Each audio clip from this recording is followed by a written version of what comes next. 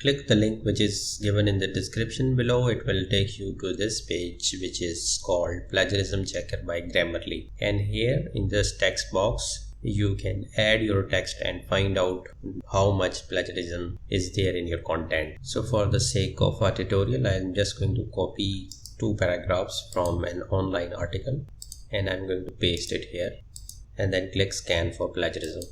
By the way, you can upload your document with the help of the button which is shown towards the right side. So once this tool completes the plagiarism checker, it is going to give you a summary and breakdown of all the aspects which it has checked, starting from the summary which is on the top right, that your text is free from writing issues, but if we have found significant plagiarism here, as you can see that it is mentioning here that. Apart from that, it also checks the grammar, spelling, punctuation, conciseness, readability, word choice, and additional writing issues. The Grammarly is an online AI writing assistant tool. You can just click on the link which is given in the description below, and once reaching here, you can click Get Grammarly. It's free. You just have to add your email address. By the way, they have the paid version also.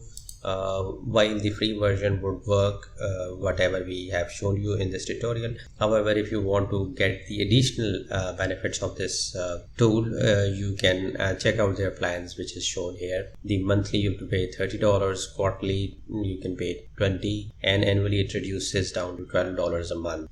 In case you are a student, teacher, or a blogger, and if you're someone who writes for living, whether you're a news reporter, blogger, anything, copywriter, click the link which is given in the description below and sign in free for Grammarly. Install their browser extensions, and you can also add them into your Microsoft Word. In any case, thanks for watching. Like, share, and subscribe.